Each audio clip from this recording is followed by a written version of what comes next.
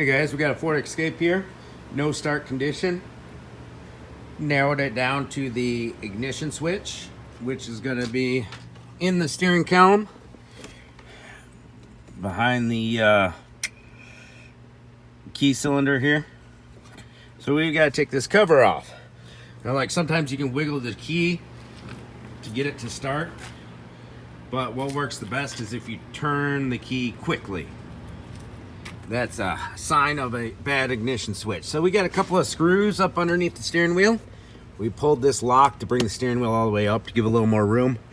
It looks like we got like some 5.5 millimeters, something like that. A couple of them. So we're gonna start with taking this cover off.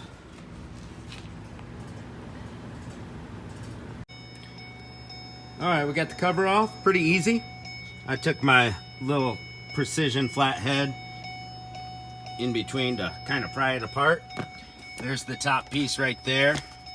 It can come apart as well, but took it off in one piece. Here's our new switch right here. And if you look on the left side, here's the old one. There's the wiring harness in the back. So it would face like this, right next to it. So you got a clip on the bottom and a clip on the top. If we look, that's where it clips in, right there. And then on the top it clips in. So we're gonna take this wiring harness off right here. We're just gonna press in on this and press back to get this wiring harness out of the way. So as far as this goes, I just kind of finagled it out of the way. It's still hooked on the steering wheel adjuster right here.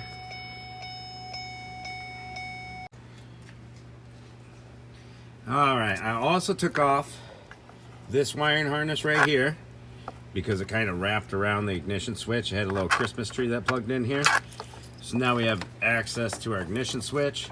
Just press down on those tabs with the screwdriver and now this is loose. But as you can see, we got this little plastic block, this right here, that's in our way. It's kind of stupid. So now we got to work on getting this out of the way so we could pull our ignition switch out. Anytime you're working under the steering wheel, it's a good idea to disconnect the battery too, by the way. I took the multi-function switch out right here.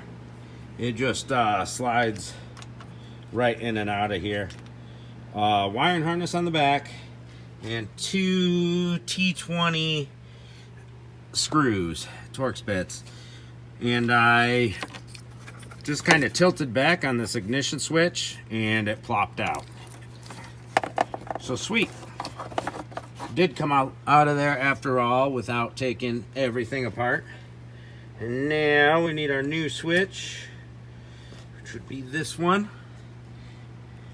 Let's see if I can get it in there with one hand. We're gonna try to get it underneath this black box somehow.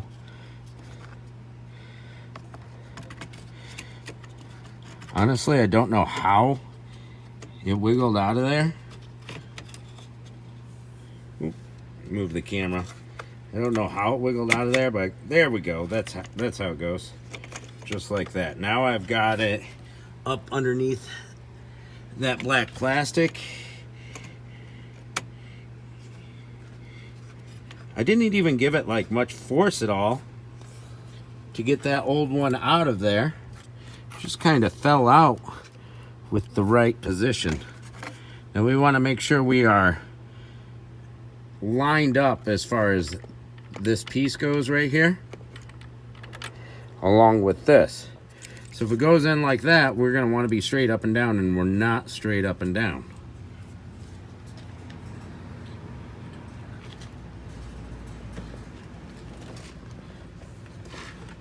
So let me put the camera down for 1 second.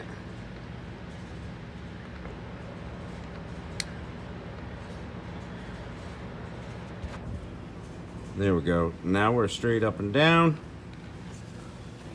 So it fits into there. Well, let's give this another go. Kind of squeezes in there.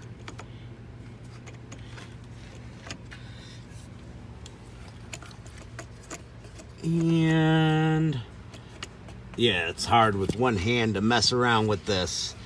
Really didn't give it any force at all to get the old one out. So let's mess around with it off camera. All right, I got it in there pretty easily with two hands. The problem is it doesn't want to fit in right here, so you kind of like give it a nice little push and it'll slide right into place and clip right in. Perfect. So now we got to hook our wiring back up.